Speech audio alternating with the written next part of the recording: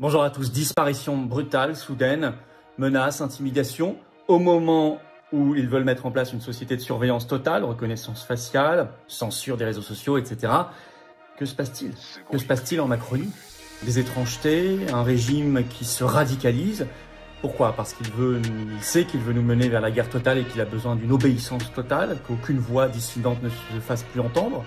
Et cela, pour préparer l'article 16, les pleins pouvoirs, sans encombre, pour préparer le fait qu'on passera outre l'élection présidentielle, qu'elle sera retardée ou je ne sais quoi. Ça sent cette ambiance-là.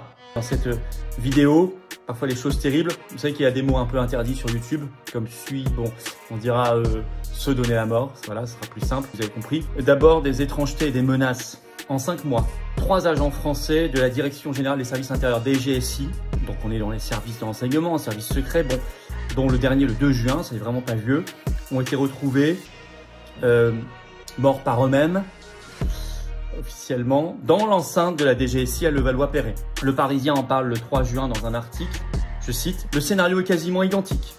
Ce lundi soir, selon une information d'Actu17 confirmée au Parisien, un policier de la Direction Générale de la Sécurité Intérieure, donc DGSI, a été découvert mort dans sa voiture de service dans le parking souterrain du bâtiment situé rue de Villiers à Levallois-Perret dans les Hauts-de-Seine. Il se serait donné la mort avec son arme à feu. » Alors, il y en avait déjà eu 2 du même service, DGSI, en janvier 2025. Je cite un autre passage de l'article du Parisien. En janvier dernier déjà, un policier avait été découvert dans les mêmes circonstances. L'homme aurait fait usage de son arme de service dans les sous-sols de la DGSI pour se donner la mort. Là aussi, l'enquête avait été confiée à l'inspection interne du service de renseignement. A-t-on des nouvelles de l'enquête? Je ne crois pas. 2 jours plus tôt, un autre agent avait déjà mis fin à ses jours à son domicile en se tirant une balle dans la tête. Ce serait lié à des difficultés rencontrées dans sa vie privée. Et puis bien sûr, on en a un petit peu parlé dans notre direct ce vendredi 13 juin, mais je voulais plus insister aujourd'hui, je vous l'avais dit. On a appris la terrible disparition, la mort de Éric Denessé le 12 juin. Avec un communiqué qui a été fait par Radio Courtoisie sur X, sur leur compte X, le 12 juin, quand ils l'ont appris, parce qu'il était collaborateur régulier de cette radio. Je cite, « Éric Denessé, 62 ans, a été retrouvé sans vie hier. Ancien officier de renseignement, il a ensuite fait carrière dans l'intelligence économique, était le fondateur et directeur du CF2R. La thèse du mise à mort volontaire, ne semble pas convaincre ses proches pour le moment, écrit le communiqué, et nous nous renseignons dès à présent à ce sujet. » Alors il était là-bas, contributeur régulier. Moi-même, j'avais eu des contacts avec lui. C'était de très grande qualité, très grande intelligence, une vraie intelligence au service de la France. D'une France qu'il voyait forcément comme indépendante et libre. Et c'est vrai que c'est assez prémonitoire. Enfin, il avait parlé de ce climat de tension. C'était dans une interview à Radio Courtoisie en 2024. Je cite, « Pour la première fois, Éric Denessé disait « Je suis véritablement inquiet. Macron est entré dans un délire total.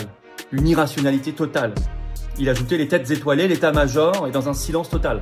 Il avait tellement raison qu'on a fait il y a quelques jours une vidéo sur ce qui est dramatique dans l'état-major français. Il ne défend en rien, ajoutait-il, les intérêts français. Il avait aussi ajouté dans une interview le 23 octobre dernier sur Omerta, je cite, « Depuis plusieurs mois, l'Iran essaie de ne pas tomber dans le piège d'Israël parce que la stratégie israélienne est tout à fait comparable à ce que fait l'OTAN face à la Russie. » Donc là, qui est vraiment dans le cœur de l'actualité. C'est vrai que il a été retrouvé en fait sans vie à son domicile à Paris. Il avait depuis plusieurs mois vraiment pointé du doigt plusieurs fois la dérive irrationnelle, disait-il, de l'exécutif. Et la matinale de Radio Courtoisie le 13 juin, dans la matinale de 13 juin, donc ils sont revenus sur ce décès parce qu'ils le connaissaient bien. Le journaliste Laurent Arthur de Plessis a déclaré ceci, je cite, « Aucun de ses interlocuteurs ne croit à la thèse du suicide de la mise à mort volontaire. » À suivre.